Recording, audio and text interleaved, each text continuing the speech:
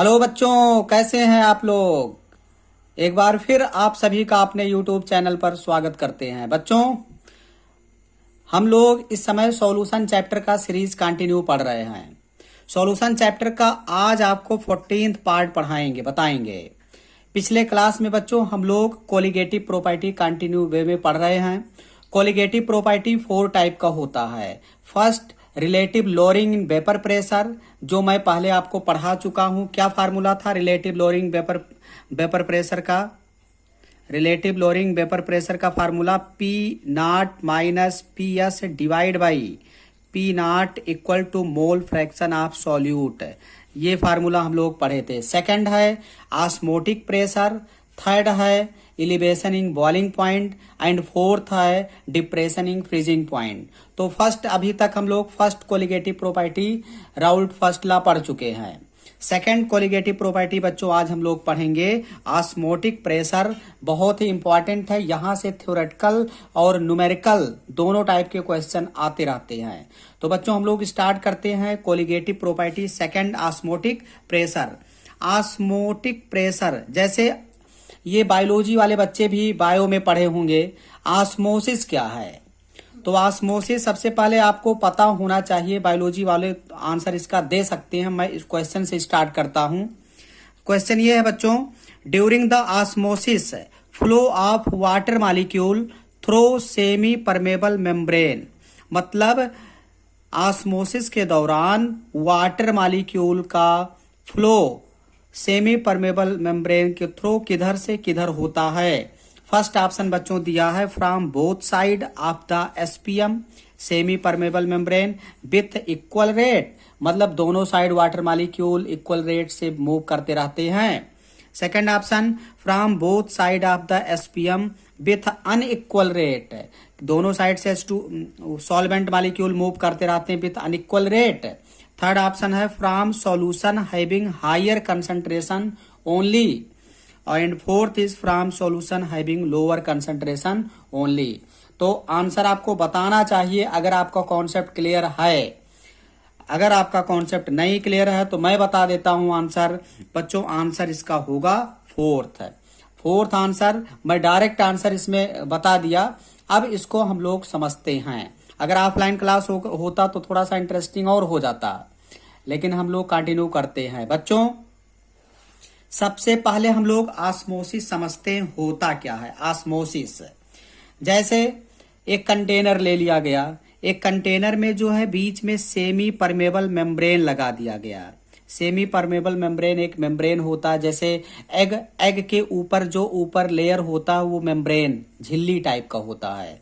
तो semi permeable membrane लगा दिया गया, जिस अब उस कंटेनर में दो सॉल्यूशन डिफरेंट कंसंट्रेशन वाले रख दिए गए हैं। एक सॉल्यूशन ए है, एक सॉल्यूशन बी है। तो जब दो डिफरेंट कंसंट्रेशन वाले सॉल्यूशन सेमी परमेबल मेम्ब्रेन को सेपरेट करके रखेंगे तो क्या होगा, जो सॉल्वेंट मॉलिक्यूल है वो लोअर कंसंट्रेशन से हायर कंसंट्रेशन की तरफ मूव करने लगता है। तो इस फिनोमिना को बच्चों बोलते हैं ऑस्मोसिस। लिखिएगा, एक पॉइंट लिखिए बच्चों, when two solution having different concentration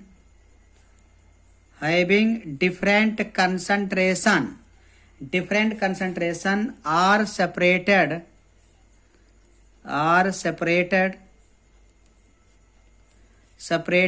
by SPM, मतलब semi permeable membrane, separated by SPM semi permeable membrane. Then तब क्या होगा, then net spontaneous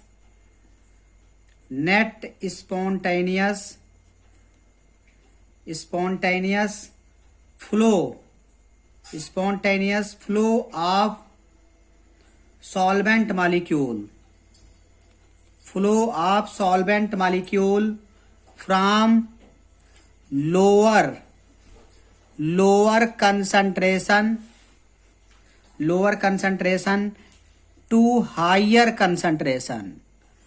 lower concentration to higher concentration, बात समझ में आया बच्चों? लोअर कंसंट्रेशन से किधर जाने लगेगा? Higher concentration solution take place this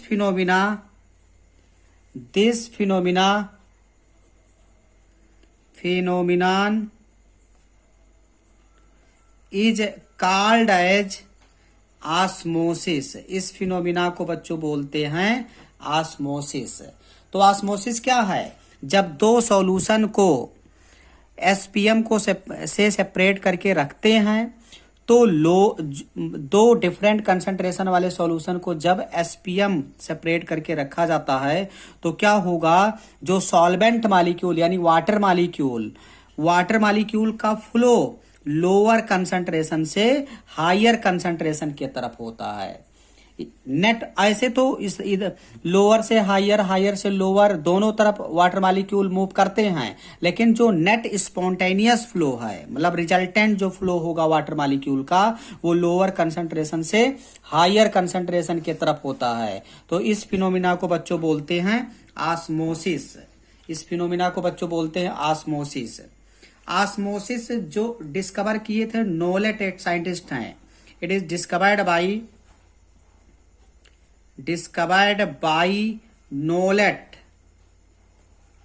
नोलेट scientist ने इसका डिस्कवर किया था।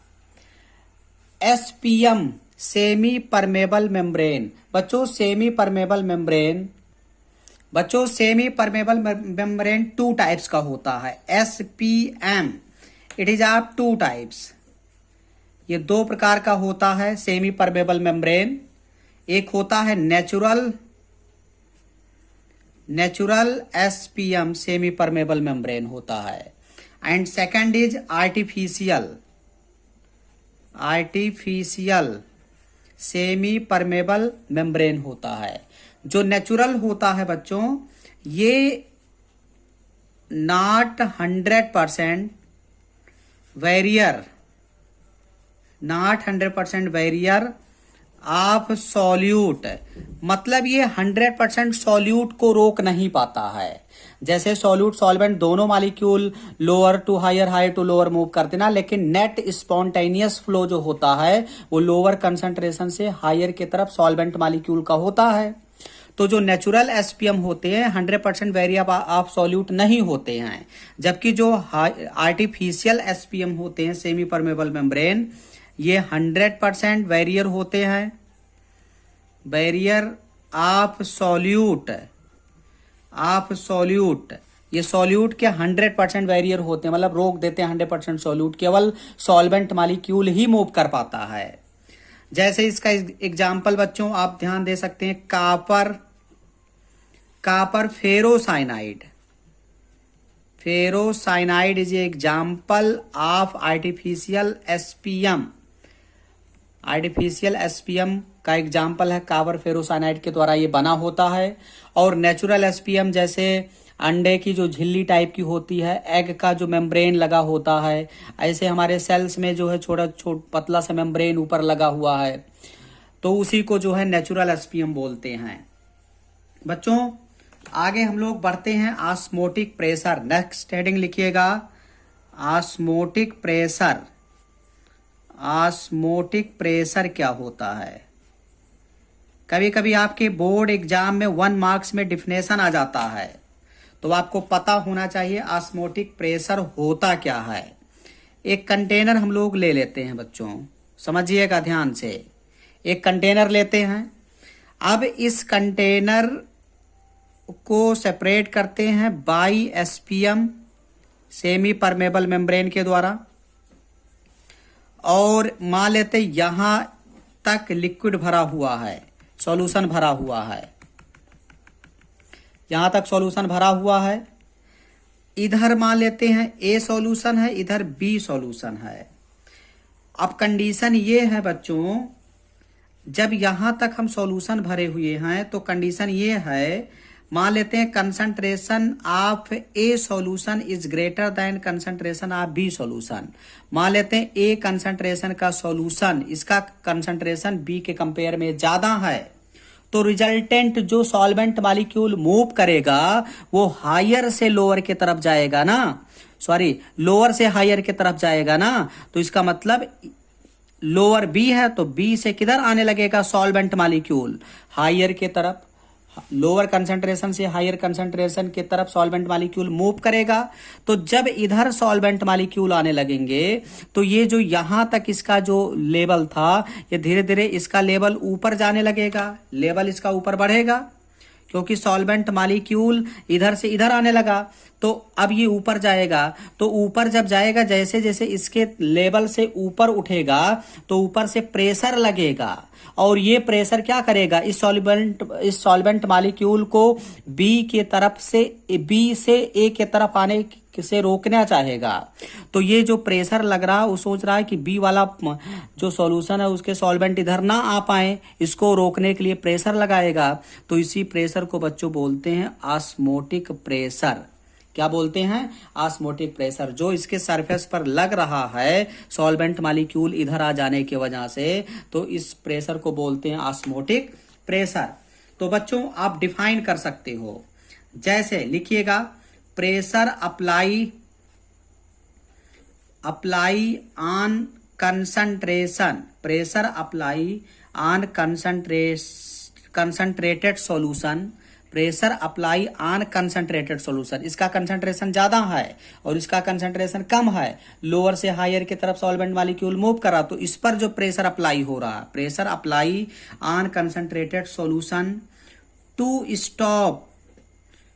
Stop the process of osmosis, are called as osmotic pressure, इसी को आप बोलेंगे ऑस्मोटिक प्रेशर, ओपी शॉर्टकट में बोला जाएगा। मतलब इस सॉल्वेंट मॉलिक्यूल इधर ना आए, उसमें जो इस प्रेशर मतलब इसको रोकने के लिए जो प्रेशर अप्लाई हो रहा है उसी को बोलते हैं बच्चों ऑस्मोटिक प्रेशर। समझ में आया बच्चों? चलिए आगे बढ़ते हैं। अब अगर ये प्रेशर ज्यादा लगने लगे, इसका मतलब ये जो सॉल्वेंट मॉलिक्यूल लोअर से हायर कंसंट्रेशन की तरफ जा रहा था ये फिर रिवर्स होने लगेगा, हायर से लोअर की तरफ जाएगा, तो यहां रिवर्स ऑस्मोसिस होने लगेगा। तो नेक्स्ट पॉइंट बच्चों लिखिएगा, if applied pressure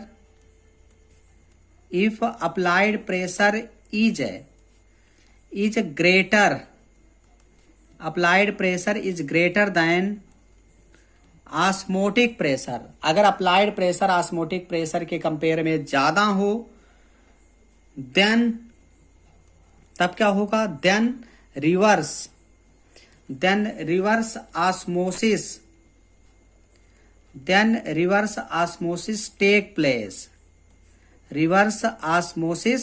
take place, that is, जब रिवर्स ऑस्मोसिस होगा that is solvent molecule higher से लोअर के तरफ जाने लगेंगे, दैट इज सॉल्वेंट मतलब water molecule, solvent molecule flow from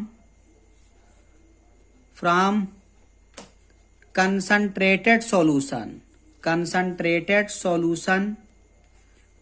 to dilute solution या higher concentration to lower concentrated solution. Dilute मतलब लोअर कंसंट्रेशन सॉल्यूशन। बात समझ में आया बच्चों? कोई डाउट? चलिए अगला पॉइंट, जो हमारा सी वाटर है बच्चों, सी वाटर मतलब समुद्री जल, सी वाटर आर प्यूरिफाइड है, क्वेश्चन आ चुका है एग्जाम में, sea water are purified by reverse osmosis. जो सी वाटर बच्चों होता है वो रिवर्स ऑस्मोसिस के द्वारा प्योरिफाइड होता है। अगर हम बात करें बच्चों, जैसे अगर आपसे कहा जाए sea water is 4% W/B solution, sea water 4% W/B solution है। इसका मतलब क्या हुआ बच्चों? इसका मतलब ये हुआ 4 gram solute that is salt present in 100 ml किसमें? सॉल्यूशन। मतलब 100 ml अगर साल्ट वाटर मिल जाए, सी वाटर मिल जाए, तो उसमें 4 ग्राम साल्ट प्रेजेंट होगा। इसका मतलब यही हुआ बच्चों। Pi B equal to NRT, pi B equal to NRT। अगर पाई यहां क्या है बच्चों? पाई इज ये ऑस्मोटिक प्रेशर, ओपी। पाई यहां ऑस्मोटिक प्रेशर है, तो पाई इक्वल टू N/B/RT लिख सकते हैं। अच्छा, N number of mole divide by volume, mole per litre, volume मतलब लीटर, तो इसी को हम कंसंट्रेशन बोलते हैं। तो C, N/B को मैं C बोल सकता हूं, RT। तो बच्चों ये हमारा ऑस्मोटिक प्रेशर का फार्मूला हो गया। पाई क्या है? Osmotic pressure. C क्या है? पाई इज ये ऑस्मोटिक प्रेशर, C है कंसंट्रेशन, मोल पर लीटर। R क्या है बच्चों? गैस कांस्टेंट है, और गैस कांस्टेंट है। ऑस्मोटिक प्रेशर पाई हो गया। T क्या है? टेम्परेचर है, केल्विन में। टेम्परेचर हमेशा केल्विन में। यहां यूनिट का चक्कर है बच्चों, यूनिट कन्वर्जन मैं ट्रिक बताया हुआ हूं 11th क्लास का बेसिक कॉन्सेप्ट में, lecture number 3, 4th and 5th में मैं ट्रिक कन्वर्जन बताया हूं। उसको आप लोग देखेंगे, यहां से न्यूमेरिकल आसानी से डील कर ले जाएंगे। तो बच्चों हम लोग कंटिन्यू आगे बढ़ते हैं। ये कहां से आया? ये आप पढ़े हो PV इक्वल टू NRT वाले इक्वेशन से आया। यहां P के जगह पर केवल रख दिया गया है पाई, बस बात वही है।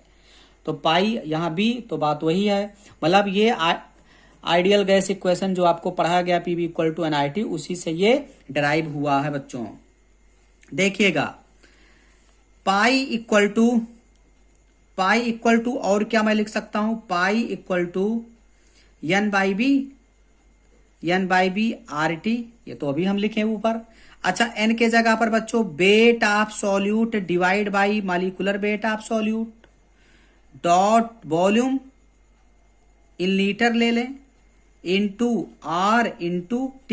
तो ये हम पाई का फार्मूला, इस फार्मूले के द्वारा बच्चों हमसे कुछ भी पूछा जा सकता है। WA मतलब वेट ऑफ सॉल्यूट, WA क्या है?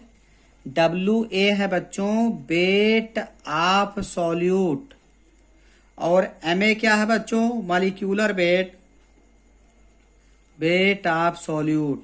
NCERT वाला WA को वेट ऑफ सॉल्वेंट माना है, लेकिन मैं WA को वेट ऑफ सॉल्यूट माना हूं। तो आप भी कुछ भी मान सकते हैं, फार्मूला सही होना चाहिए बच्चों। जैसे आगे हम लोग बढ़ें, अब यहां देखिएगा, जो पाई है ऑस्मोटिक प्रेशर है, ये नंबर ऑफ मोल के डायरेक्टली प्रोपोर्शनल है। यानी सॉल्यूट का अगर नंबर ऑफ पार्टिकल्स बढ़ेगा तो ऑस्मोटिक प्रेशर का वैल्यू भी इंक्रीज होगा। तो बच्चों आप बोल सकते हैं osmotic pressure directly proportional number of mole N, या directly proportional number of solute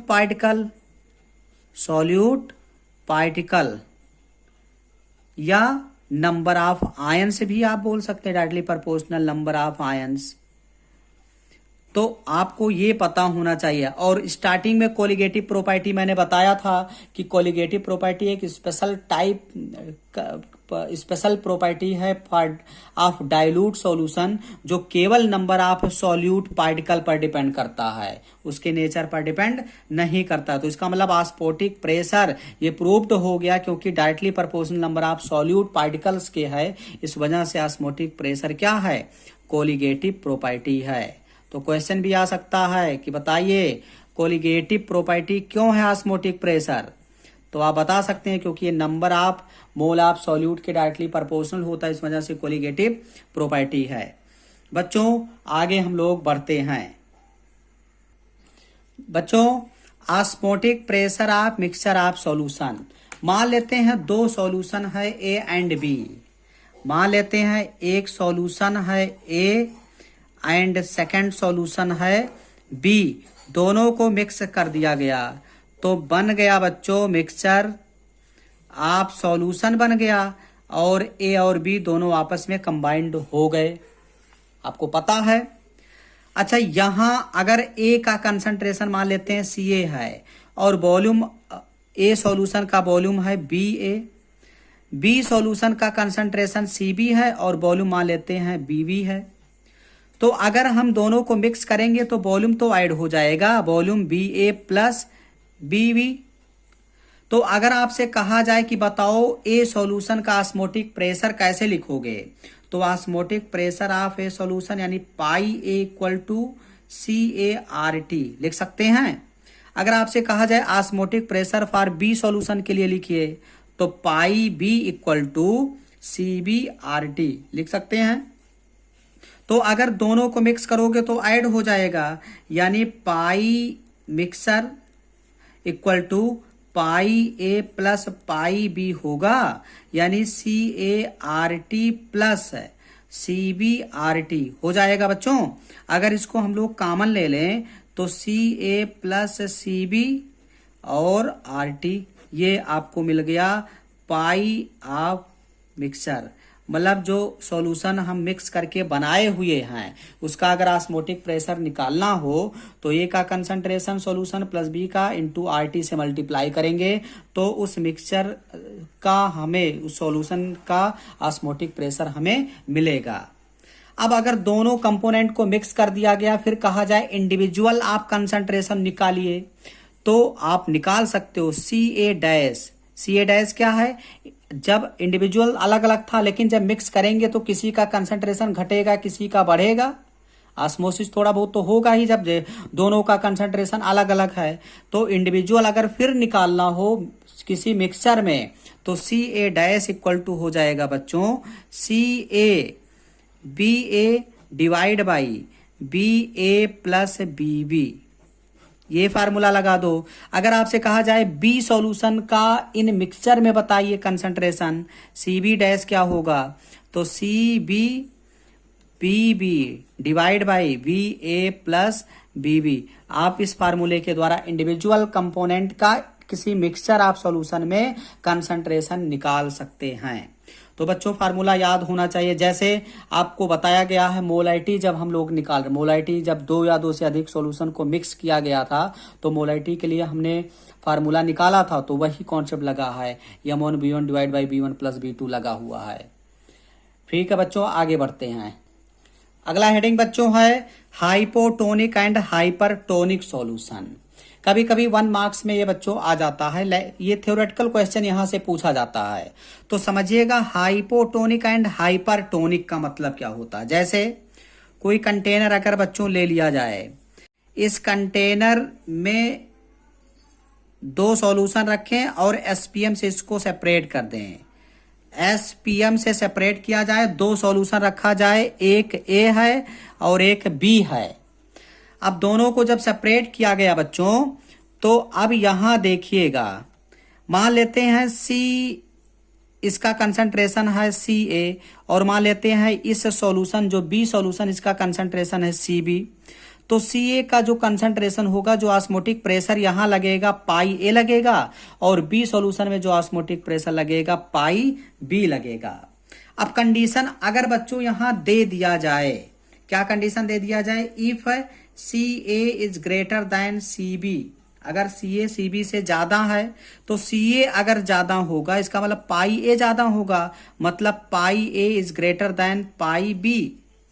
अब अगर ए का कंसंट्रेशन ज्यादा है बी से, तो जो मतलब जिसका कंसंट्रेशन कम होगा उसे हम बोलेंगे हाइपोटोनिक, और जिस सॉल्यूशन का कंसंट्रेशन ज्यादा होगा उसे हम बोलते हैं हाइपरटोनिक। हाइपर मतलब ज्यादा और हाइपो मतलब कम। तो इसका मतलब बच्चों ये हुआ सॉल्यूशन बी का कंसंट्रेशन कम है तो ये हो जाएगा बच्चों हाइपोटोनिक सॉल्यूशन। जिसका कंसंट्रेशन कम हो वो हाइपोटोनिक सॉल्यूशन होगा, और सॉल्यूशन बी, सॉल्यूशन ए बच्चों ये हो जाएगा हाइपरटोनिक सॉल्यूशन। क्या हो जाएगा, हाइपरटोनिक सॉल्यूशन। तो बहुत आसान सा है। अब ये बताइए, अगर आपसे क्वेश्चन पूछा जाए कि यहाँ सॉल्वेंट मॉलिक्यूल किधर से किधर मूव करेंगे, तो लोअर कंसंट्रेशन से हायर के तरफ, लोअर से हायर की तरफ, यानी हाइपोटोनिक सॉल्यूशन से हाइपरटोनिक सॉल्यूशन की तरफ मूव करते हैं। तो आपको थ्योरेटिकल कंसेप्चुअल पूरा क्लियर होना चाहिए। इसका मतलब बी से किधर जाएगा सॉल्वेंट मॉलिक्यूल, ए के तरफ जाएगा, इधर मूव करेगा। बात समझ में आया बच्चों। नेक्स्ट हेडिंग है आइसोटोनिक सॉल्यूशन। बच्चों आइसोटोनिक सॉल्यूशन का मतलब क्या होता है? बहुत ही सिंपल है ये बच्चों। देखिएगा, फिर एक आप कंटेनर ले लीजिए और इस कंटेनर को एसपीएम के द्वारा सेपरेट कर दीजिए। एसपीएम मतलब सेमी परमेबल मेम्ब्रेन। दो सॉल्यूशन है, एक ए और एक बी। यहाँ कंसंट्रेशन सी ए, इसका कंसंट्रेशन सी ए और ऑस्मोटिक प्रेशर पाई ए और इसका ऑस्मोटिक प्रेशर पाई बी। तो कंडीशन बच्चों ये अगर दे दिया जाए, दोनों का कंसंट्रेशन, आइसो मतलब सेम, टोनिक मतलब कंसंट्रेशन, मतलब अगर कंसंट्रेशन सेम हो जाए, कंसंट्रेशन सेम हो जाए मतलब ए का और बी दोनों का कंसंट्रेशन सेम। तो जब दोनों साइड का कंसंट्रेशन सेम होगा तो क्या सॉल्वेंट मॉलिक्यूल इधर उधर मूव कर पाएंगे? नहीं। इसका मतलब ऑस्मोटिक प्रेशर भी क्या होगा? सेम होगा। और जब ऑस्मोटिक प्रेशर सेम होगा तो ऑस्मोसिस हो पाएगा? नहीं। तो लिख सकते हैं osmosis does not take place. Osmosis does not take place if solution A and B क्या हो?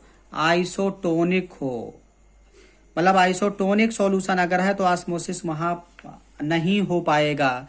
मतलब पाई ए इक्वल टू क्या हो जाएगा?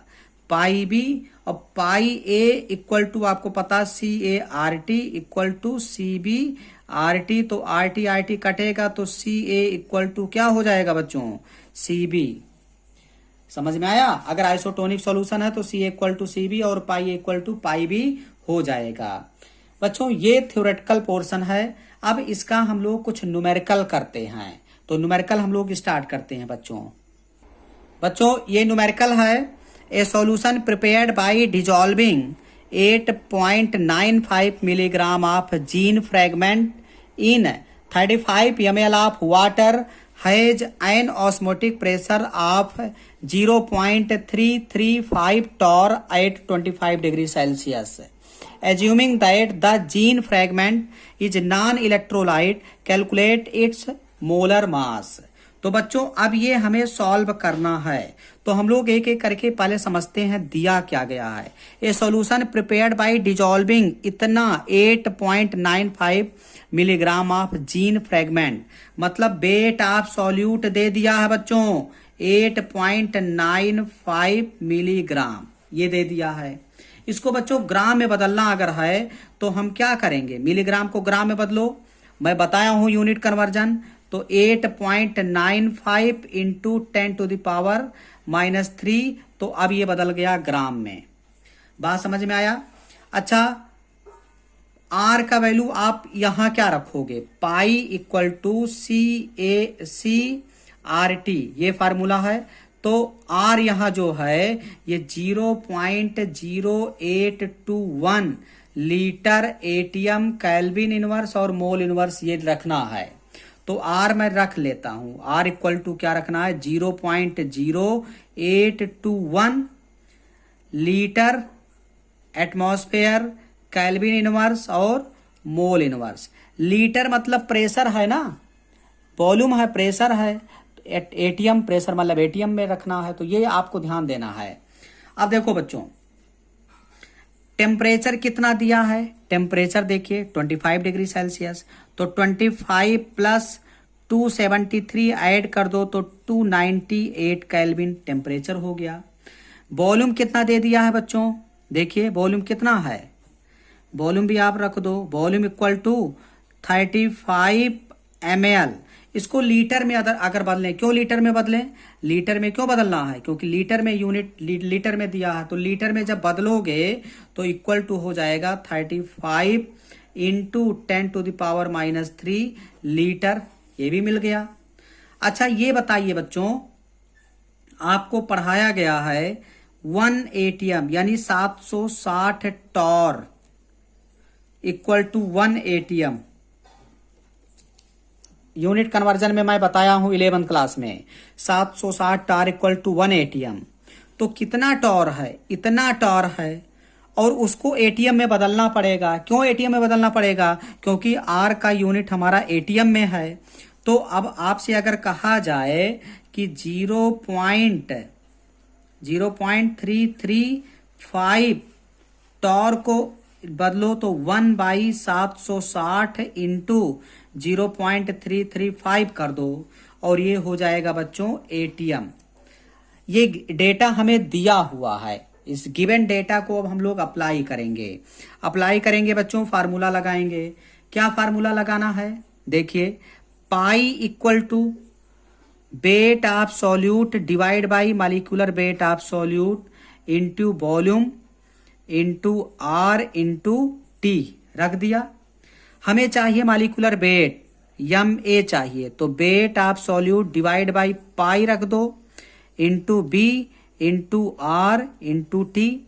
अब यहां जब रखोगे तो WA क्या है बच्चों, 8.95 इंटू 10⁻³ आर का वैल्यू क्या है बच्चों, 0.0821। उसके बाद आर हो गया, टेम्परेचर कितना 298 केल्विन, डिवाइड कर दो पाई के जगह पर बच्चों रखेंगे 0.335 और 760 से डिवाइड करोगे तो ऊपर चला जाएगा, मल्टीप्लाई हो जाएगा 760 इंटू वॉल्यूम कितना है बच्चों, वॉल्यूम है इधर देखिए 35 इंटू 10⁻³ अब इसको जब सॉल्व करोगे बच्चा लोग तो आंसर आ जाएगा 14193.3 ग्राम पर मोल। ये हमें मिल गया wait of solute, gene fragrant का मॉलिक्यूलर वेट मिल गया। तो बच्चों बहुत ही इंपॉर्टेंट न्यूमेरिकल था, ये आपको देखना है, समझ लेना अच्छे से और नोट्स में ऐड कर लेना है। अगला न्यूमेरिकल हम लोग फिर ट्राई करते हैं। बच्चों ये न्यूमेरिकल है एनसीईआरटी का इंपॉर्टेंट है, देखिएगा। At 300 kelvin 36 gram of glucose present per litre of its solution has an osmotic pressure of 4.98 bar. If osmotic pressure of the solution is इतना, कंडीशन दे दिया, इफ ऑस्मोटिक प्रेशर दे दिया है second condition का 1.52 बार eight same temperature, दोनों का temperature same है, what would be it's concentration. तो सेकंड कंडीशन का कंसंट्रेशन आपको बताना है। तो बच्चों यहां दो सिचुएशन बना हुआ, दो केस बनेगा। अब आपको पता है पाई इक्वल टू CRT होता है। अच्छा अगर फर्स्ट केस की बात करें बच्चों, फर्स्ट केस का, तो मोल हम निकाल लें अगर, तो number of mole of solute Na of glucose, अगर ग्लूकोज का मैं मोल निकाल लूं तो weight of solute divide by molecular weight कितना है ग्लूकोज का 36, मॉलिक्यूलर वेट ग्लूकोज का होगा बच्चों, सॉल्व करेंगे C6H12O6 180 आएगा। तो जब इसको बच्चों सॉल्व करेंगे हम लोग तो 0.2 मोल ग्लूकोज का मोल दे दिया है। अब अगर कह रहा है कि प्रेजेंट पर लीटर, 1 लीटर में प्रेजेंट है इतना ग्राम, तो अगर हम बात करें कंसंट्रेशन ऑफ सॉल्यूशन यानी C की बात करें तो मोल पर लीटर यानी 0.2 डिवाइड बाई 1 यानी 0.2 मोल पर लीटर, ये आ गया कंसंट्रेशन पहले कंडीशन में। अच्छा पाई इक्वल टू CRT, और पाई कितना है ऑस्मोटिक प्रेशर, पाई वन मान लें। फर्स्ट ऑस्मोटिक प्रेशर कितना है 4.98, तो 4.98 इक्वल टू C कितना आया है 0.2 इंटू आर इंटू टी कितना है, टेम्परेचर कितना 300 केल्विन, तो 300, तो यहां मान लेते हैं इक्वेशन नंबर फर्स्ट आ गया, आर है, यहां कंसंट्रेशन मिल गया। सेकंड कंडीशन में देखिए केस में बच्चों, pi equal to C R T, ये है पाई ऑस्मोटिक प्रेशर दे दिया है सेकंड केस में 1.52 इक्वल टू सी पूछ रहा है, सेम टेम्परेचर उतना, what would be it's concentration second का पूछ रहा है। आर सेम है, कट जाएगा। टेम्परेचर कितना बच्चों 300। तो अब जब इसको देखोगे ये इक्वेशन नंबर हो गया हमारा सेकंड, तो from equation second first and second is divide by first, अगर सेकंड को फर्स्ट से हम डिवाइड कर दें तो second equation 1.52 divide by first 4.98 equal to, और इसका बराबर C into R into 300 divide by 0.2 into 300 into R. अब ये कट जाएगा, इसको सॉल्व करोगे तो यहाँ C ही केवल बच रहा है, तो C इक्वल टू आ जाएगा 0.0610 मोल पर लीटर। ये आंसर आ गया बच्चों। तो बहुत ही आसान न्यूमेरिकल था। इस टाइप का न्यूमेरिकल बच्चों आपके एग्जाम में आता रहता है। बच्चों ये ऑस्मोटिक प्रेशर विथ न्यूमेरिकल मैंने कराया। अभी इस चैप्टर में मान करके चलिए elevation in boiling point, depression in freezing point और वान हाफ फैक्टर, 3 वीडियो अभी ये सॉल्यूशन चैप्टर में बनेगा। और इसके बाद मैं 3-4 वीडियो में इम्पॉर्टेंट न्यूमेरिकल कराऊंगा। पूरा कोलिगेटिव प्रॉपर्टी आप तभी कमांड कर पाओगे जब आपको वान हाफ फैक्टर पता होगा। तो हम लोग अभी 3-4 वीडियो इसमें थ्योरी पढ़ेंगे, थोड़ा न्यूमेरिकल भी करेंगे, और लास्ट में 3-4 वीडियो कंटिन्यूएशन में न्यूमेरिकल ही मैं कराऊंगा। तो बच्चों इसी पर क्लास ऑफ करते हैं। कल हम लोग फिर नए वीडियो में नए कॉन्सेप्ट के साथ मिलते हैं। Okay, thank you.